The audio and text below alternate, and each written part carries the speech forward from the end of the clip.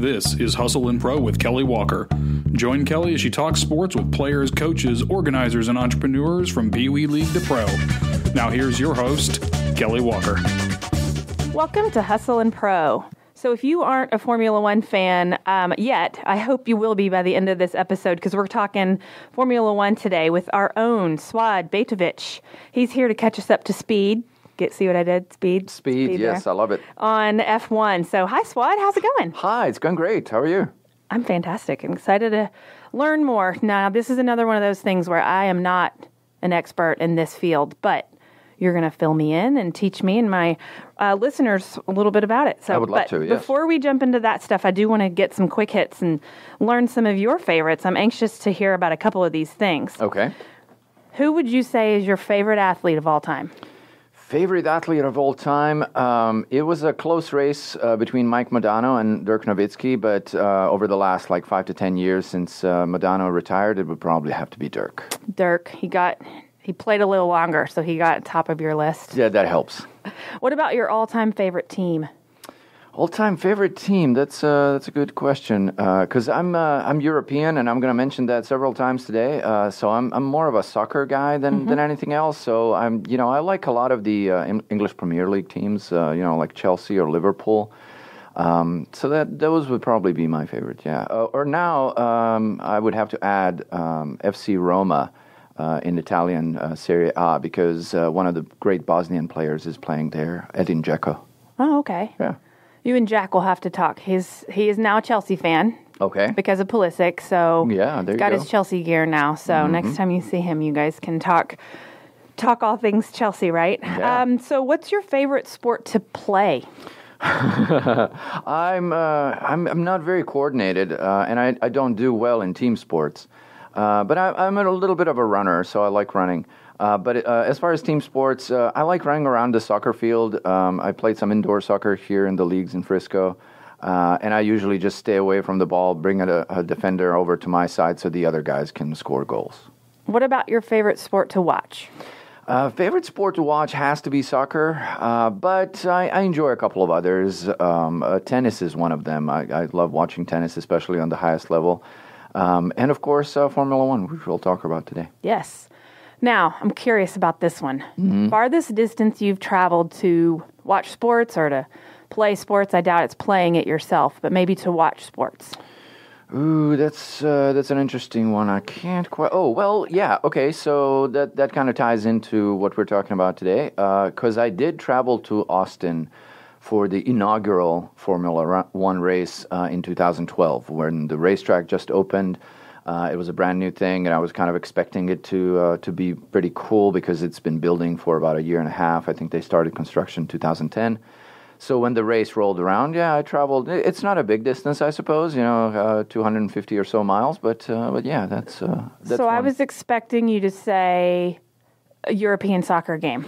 Well, yeah, but most of those were in my backyard, although one time when I went back to Bosnia to visit my parents and my family, which is where I'm from, my sister took me to one of the local teams' soccer games. So even though that's still kind of my backyard, I traveled about 6,000 miles to go see that soccer game, so, maybe that counts. Seems far.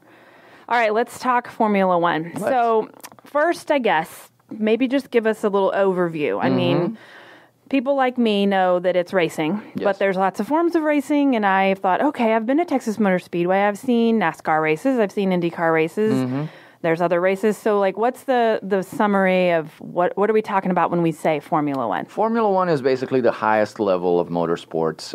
It's open-wheel racing, so the cars kind of look like IndyCar racing. IndyCar racer cars. However, they don't necessarily compete on ovals. They are all on road tracks. They are either purposefully built road circuits, or on a couple of occasions they run on a racetrack that was built on city streets. So in Monaco and Singapore, and maybe one or two other places. So they are very fast. They are very light. It's basically the highest level of technology and know-how.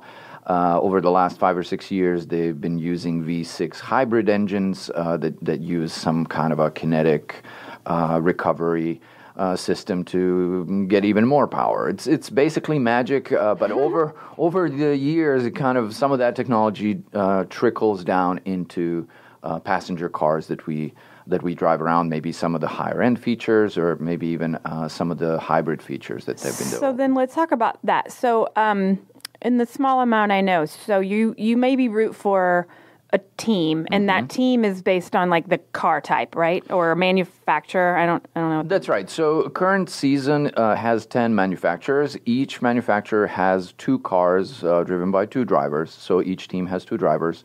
And they all compete on 2 levels. One is the Constructors' Championship, which is where you add up the points that each individual driver scored within a team. And then you have the Drivers' Championship, where the drivers compete against each other. And then at the end of the year, they basically assign those trophies. And fun fact, we're recording this right after the Japanese Grand Prix. With 4 races to go, Mercedes clinched their 6th in a row Constructors Championship. Okay, so Mercedes is a top player. Yes, they've been dominant over the last 5 or 6 years. And then other cars like Ferrari, right? Ferrari's right behind. They didn't have a great season last year. They had a couple of wins, but they came back strong this year.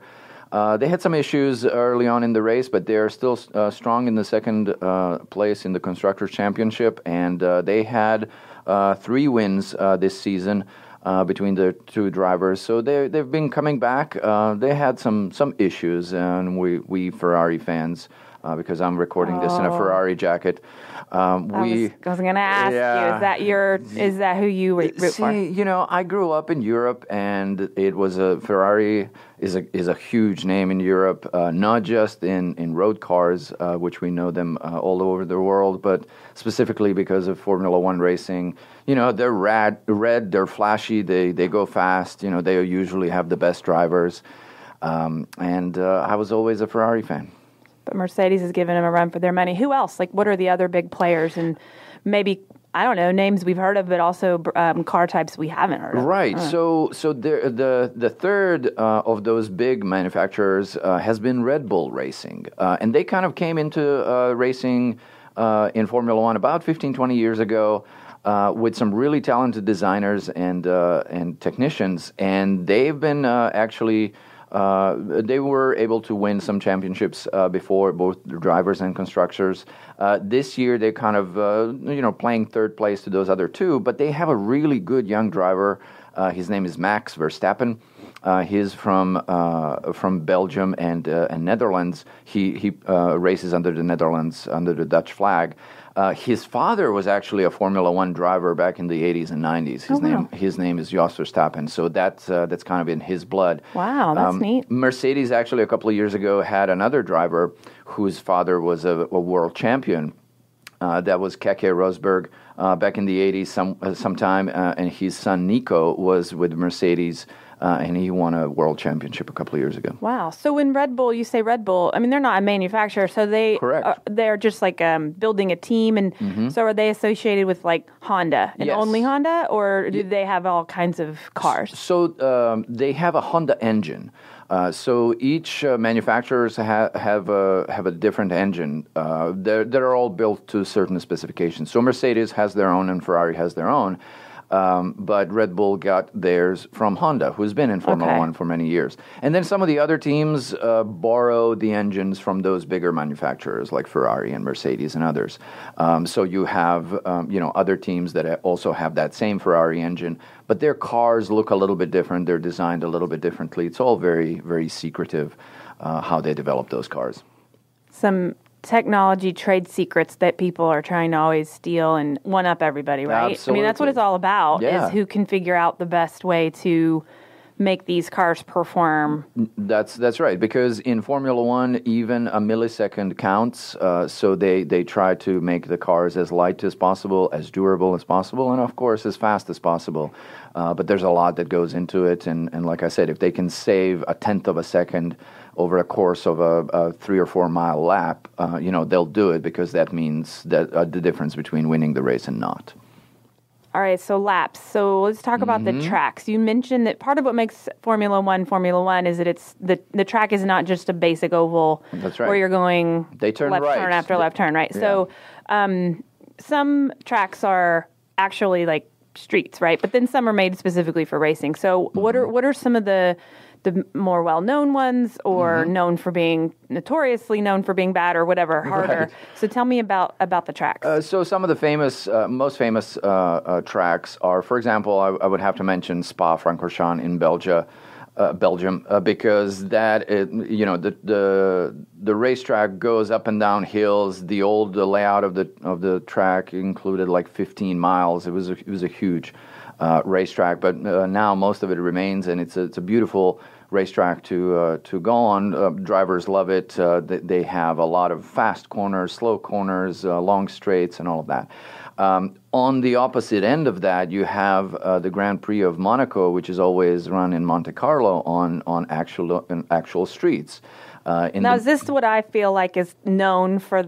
I mean, this is kind of like the most famous looking one. When people like me think of it, is that the one I'm thinking of? It's probably the Super Bowl of Formula One. You know, all the celebrities show up, because it's Monte Carlo, and they all have their yachts parked outside in the marina, and which they race around that marina. That's what I'm picturing, like mountainside, ocean. Yeah, okay. Mm-hmm. Yeah, they have the ocean there, the Mediterranean, and then they literally run through city streets, and everything is really cramped. There's barriers all over the place. So if you put a wheel wrong, like your race is over, basically, because as soon as you crash, you're out. In some of these other racetracks, you have some runoff area, so you can go wide and then get back on the track. But in these city tracks, you cannot. No forgiveness. Right, exactly. Singapore is another one that I mentioned earlier, because not only is it a street circuit, it is also a night street circuit. A lot of these racetracks, races are actually run sometime in the early afternoon European time, so like very early in the morning our time. And when they have a race so far east, like in Singapore, they actually want to do it at night so that people in Europe can kind of watch it at more or less the regular time. So they use thousands and thousands of watts of lighting on those street lights so that the drivers have full visibility and everything. But I mean, when you look at that, it's really cool because it's a dark area with just that racetrack lit up. I bet that is like cool crazy. looking. I bet it changes strategy too. I mean, visibility and all kinds of things. I mean, even just us driving on every day, it's harder to see at night, and you see things differently. And that's right. Actually, I think the race in Abu Dhabi starts kind of at sunset, and then when the sun goes down and things start cooling, the cars perform differently, and the teams have to account for all of that. Yeah. Tires, everything. What about American tracks? I mean, where do we race here? And I know we're going to talk about some of those races, but like track-wise, what's here? Right. So for the longest time, in like late 90s and early 2000s, the U.S. Grand Prix was in Indianapolis at the Brickyard, but they had the infield section where they would go, they would have a couple of right turns. They would actually go up on the oval for about a mile, but they would go in the opposite direction from the NASCAR and IndyCar races. But that contract expired in the mid-2000s, and then all of a sudden, the word came up that Austin actually won that contract for to build a purposefully built racetrack for the U.S. Grand Prix. And like I said earlier, the first one was built. The first one was ran in 2012. It's a really cool racetrack. This Austin? Yes. And this is called Circuit of the Americas? Circuit of the Americas. That's what the track is called? That's what the track is called. Because that sounds more like a series or a racing series or something, but that's what the name of the track is. Right, Okay. yeah, because it's kind of a nod to not only the North America, but the Central and the Southern South America as well, because that's kind of close to everything because it's there. So Circuit of the Americas, or COTA for short, because that's the acronym. There are a couple of really cool features of the racetrack, and probably the coolest is turn one, because when they are on the starting grid, they have a standing start, by the way, in Formula One. They don't just do a running start. It's not the rolling, slower. Right. They have to start from being perfectly still. So as they start, they climb up some 300 or 400 feet up in the hill. That's at turn one. So when you actually look at it from the level of the pit lane, it's just a huge wall of asphalt, and then you have to like climb up to it, and then take that first left-hander and go all the way down. So it's actually a really cool. Visually, yeah. Yeah, a really cool visual. Cool perspective, right? You see up. And then after that, there are a couple of really cool S's, which kind of are kind of the driver's test. You have to hit just the right line in each of those 3 or 4 corners. And then there's the long back straight leading into the stadium section where if you have a seat in that area, you can kind of see a lot of the racetrack, and then they get back onto the main straight. It's about 3.6 miles in length for the lap. Yeah. And so that's a lap. Yes, that's a lap, and they have to go around 50 or so times. Okay. I think by regulations, each Formula One race has to be 300 kilometers in distance. Or 2 hours. So on occasion, especially if it's raining or if they have safety car issues, they can call a race after 2 hours of racing. So no F1 race should be longer than 2 hours. Okay. Mm-hmm. We talk about Circuit of the Americas, and we're about to come up on race time here, so in Austin, right? Let's talk about some of these races. So the season is comprised of several races, like 21 this year, 21. And so we're like mid-season, or at least we're in season now. Yeah, we're towards the end. We have 4 races left, Mexico, U.S., Brazil, and Abu Dhabi. Oh, okay. We're towards the end. Mm-hmm. So Austin is coming up here November 1st through 3rd. So it's a couple qualifiers or something? I mean, it's not just like show up and there's one race, right? Right. So those dates that you mentioned, there's a couple of things that happen on each date. So on November 1st, that's going to be Friday, they have 2 free practices, 90 minutes each, where teams kind of go out to just get to know the track and figure out how their cars work, how the tires work. They may run on a full fuel load, to see how the cars behave under that, and then they may have some qualifying runs with low fuel load, because even just the tank of fuel makes a big difference in the lap time. So when they're qualifying, which is on Saturday, along with one other practice, qualifying, they run basically on fumes. They only have enough fuel to complete those couple of qualifying runs. They go as fast as possible. And then that determines the grid for the race, which is on Sunday. So Sunday's the big race day. Yeah, Sunday is race day. Yeah, but the cool thing about that is if you go to an event like that, they also have these support races. So when I went a couple of years ago, they had on a Ferrari club races. They had Porsche 911 club races. They even have historic Formula One car races, which is really cool. You have these cars from the 70s and 80s that some of the most famous names in Formula One history used to drive. And they actually follow that same pattern. So they have practice on Friday and qualifying on Saturday, and then on Sunday they have those races, and then all of that is kind of leading up to the main Formula One race on Sunday. The main show. Mm-hmm. But as a spectator, you can see a lot of different races. It's not just one shot. You don't go there just for an hour or 2 hours of a Formula One race or qualifying. You're there for a whole day. And actually, what Circuit of the Americas has been doing over the last few years is they usually have a big concert on Friday and Saturday, which is kind of in line with the Austin. Yeah, because that's a cool I would expect nothing less than Austin to provide some live music. Right. People in town. So this year it's Imagine Dragons on Friday. So if you missed them last year here in Frisco, you can go to Austin and see Imagine Dragons on Friday, and then on Saturday it's Pink. Oh wow, those are big. Yeah. Do they play? I mean, is it at the venue, like at the track? Yeah, it's basically in the the grandstands area of the track. They have like a big tower, and then around that tower they built an amphitheater where they have music performances. So this track stretched out obviously 3.5 plus miles is it's not small, right? So how many people are we talking about going? When you talk about a race weekend, how many people are we talking? 6 digits. We are talking 150, 200,000 people. That sometimes that number is over the course of the weekend, but for the most part, those venues are huge. There are obviously grandstands where you can find assigned seating, but there's also bleachers and general admission tickets where you can just set up on a lawn. On the hill overlooking a part of the racetrack and set up your shop there. So a lot of those races will have up to 200,000 or more people. So when you're there, I've told you I've been to like Texas Motor Speedway once or twice, and the people that know what they're doing, they've been there before. They do the RVing, and it's a thing. It's a big thing. And there's headphones and people listening in different channels for their team and this and that, and like.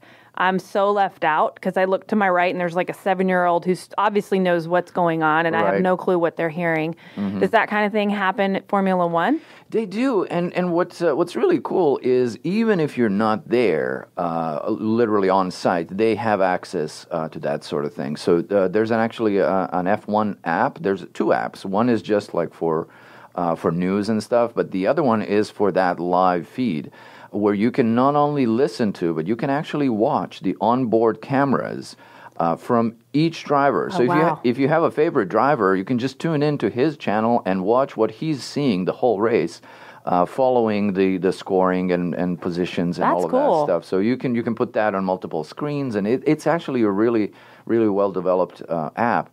And it allows you to watch like every segment of the track in real time. That's neat. So you don't have to be there for that. You can access the technology to watch us anywhere you are. That's great. Drivers, do you have a guy I know it's a team of people. I know it's not just one guy who makes all this happen, but is there who's your favorite driver? Well, my favorite driver is Kimi Räikkönen. He is literally the oldest driver in the field. He is, I think he turned 40. This year. That's so old. Yeah, he won his first race before some of these guys were born. Oh, wow. Yeah, so, but he's in a lower-end team, and he hasn't been doing as well. But he is the defending champion at the United States Grand Prix because he actually won the race last year because he was with Ferrari, so he had a much better car. So he might be on his way, out of this career, but... He's been doing it a while, so that's your guy. I like him. However, at the top, there are 4 drivers. 2 of them are over 30, and the 2 of them are 22. Wow. So the guys that are over 30, between them, they have 9 world championships. That's Lewis Hamilton, who drives for Mercedes, and Sebastian Vettel, who drives for Ferrari. They have been rivals for literally 10 years or more. And the world championship kind of goes back between the 2 of them. Obviously, with Mercedes, Hamilton has been much more dominant. And in fact, Vettel actually won his championships with Red Bull Racing between 2010 and 2013. So he hasn't had as much success with Ferrari as he would have liked. So they are big rivals. Hamilton is currently first in the standings. He only needs a few good results to lock in his 6th World Championship for the drivers' championship. So he's probably one of the best drivers of this generation. I mean, he's pretty amazing. He's been very dominant this whole year. He's won 9 of these 17 races. Wow. So he's been really good.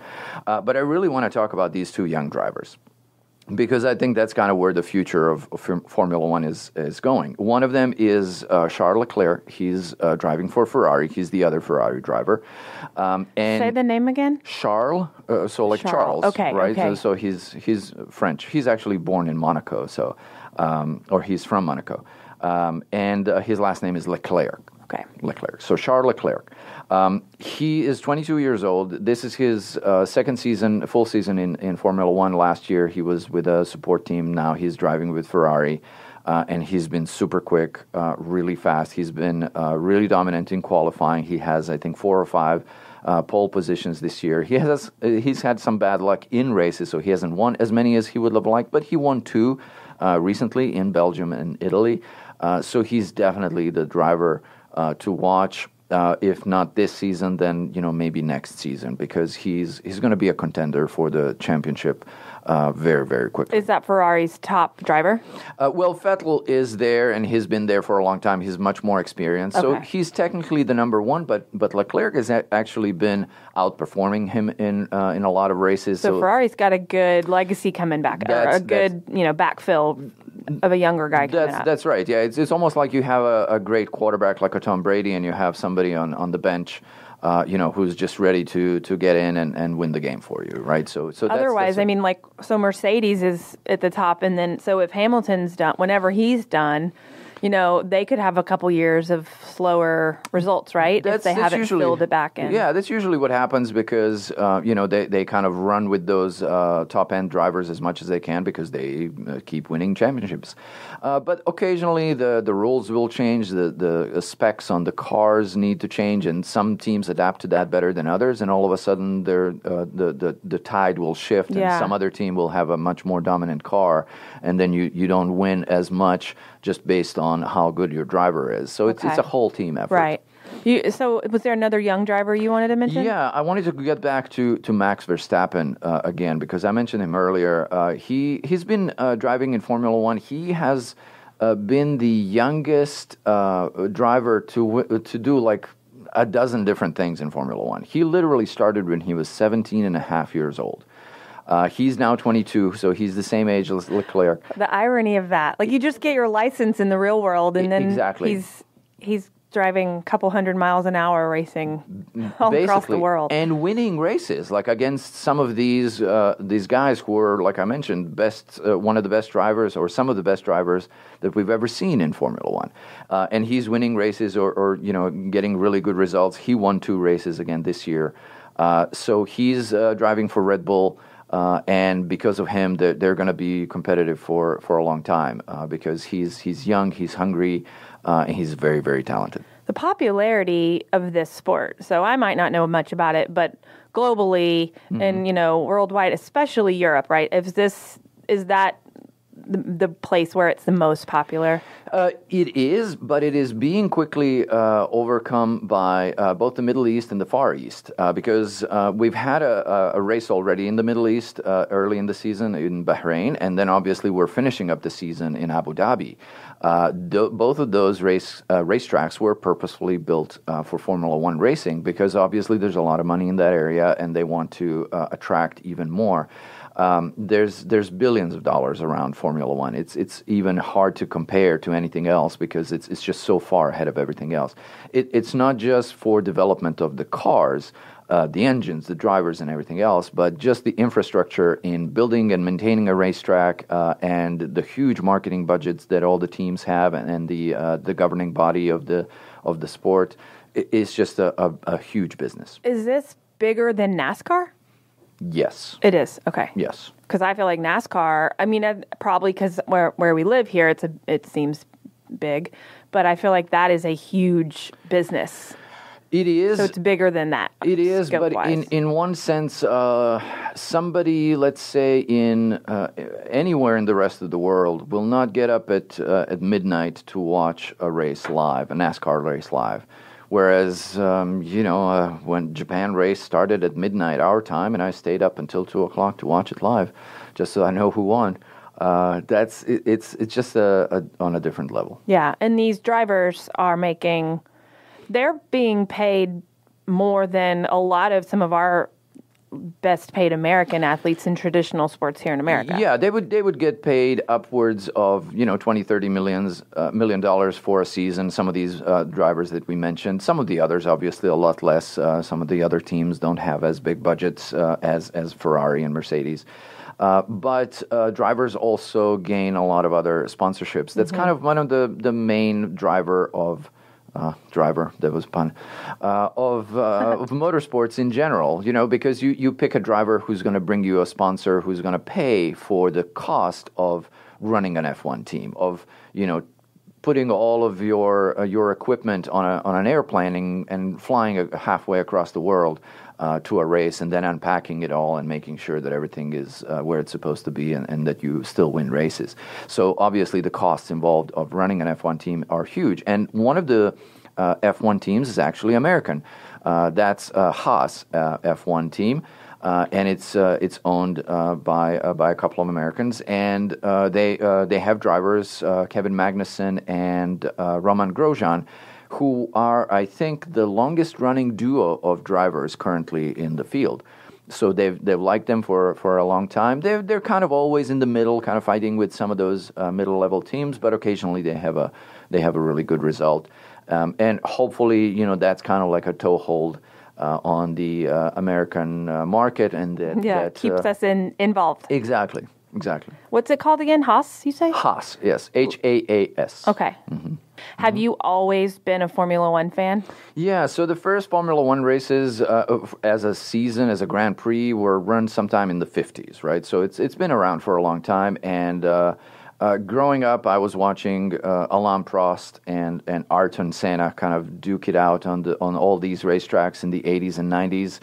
Both of those are multiple world champions, some of the best drivers ever, basically legends of the sport. And after that came Michael Schumacher, who won, I believe, 7 total world championships. He's one of the most successful drivers ever. So you have like these personalities that kind of push the sport along, but every once in a while I'll pick somebody different and somebody who I like, and I've been following it since I was like 8 or 9 years old. I've known you for probably 3 years, maybe something now? Like that. Yeah. And you're my FC Dallas friend because we like soccer and we see each other there a lot. Mm-hmm. Part of it is work related, right? You're on-field photographer for many of those games. Have you? Well, first of all, I didn't know until just recently that you were this big into Formula One, so I'm fascinated. So thank you for the lesson. Of course. Have you ever gotten to photograph Formula One? Well, technically, I brought my camera to that F1 race that I went to. I guess they don't have as many restrictions as some of the other sports. Part of the reason for that is to get a good photo at a F1 race, you have to know what you're doing. Yeah, that can't be easy. Yeah, it's not just going to happen upon, snap and there's a... That's right. You got to be in the right place and imagine the timing. Because these cars are going, I read 215 is like... Yes, over 200 miles an hour, easily. And actually, the seat that I picked when I went to Circuit of the Americas was at the, I believe it's turn 12, which is at the end of a long straight. So they go as fast as they can for as long as they can, and then they brake hard. And that's usually an opportunity for overtaking.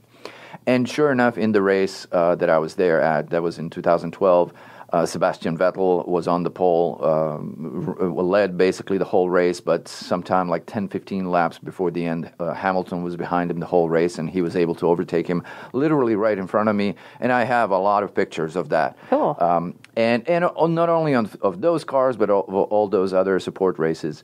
But you always see that security fence in my photos and all of that because they were taken from the grandstands. But hey, maybe next year Lifestyle Frisco figures out a way to get me a credential so that I can go there to Austin and take some good pictures. Well, we will work on that. Yeah. What I realized? I will be in Austin during the race. So wow. I go. It's high school girls trip kind of thing, okay. And we have a place rented, but it's not anywhere like in town, and I don't even know how close. I'm going to look it up. I'm like, oh, we're going to be next door. It would be kind of funny. Yeah. Doubt it, because it was actually available. So right. Doubt that it's anywhere near where these crowds are going to be, but it's kind of funny. I thought, oh, that would have been smart of me to plan ahead. But now that I know what it is, now that you've told me what to look for, maybe we'll get there one day. The tickets just for Sunday, I believe, can be had for less than $100. But that's general admission. Obviously, if you want grandstand seats, that's, I think, $150. And keep in mind that the racetrack is actually on the other side of the Highway 130, that fastest highway in Texas, because the speed limit is 85, which is really cool, which is appropriate because that's where the racetrack is. Yeah, that's kind of funny. Yeah. Well, thanks for the info. You're welcome. I learned a lot. I know it's just the tip of the iceberg. There's a lot to get into it with any sport. That's just scratching the surface and introducing people to it. And you love it for all kinds of reasons that once you get deep into it, you know it like the back of your hand. But I appreciate you taking time to explain it to me so that I know what to watch out for. Now I'll cruise by it on TV or be able to look for it and know a little bit of who I'm watching and what's going on. That's right. Out there. You'll be like, oh, look, Leclerc, I heard about him. Yeah, exactly. He's awesome. Yes. Well, thank you for your time. You're welcome. Thanks for having me. Thank you for listening to Hustle and Pro this episode today. So be sure to subscribe however you're listening, iTunes, Spotify, Google Play, and we'll see you next week.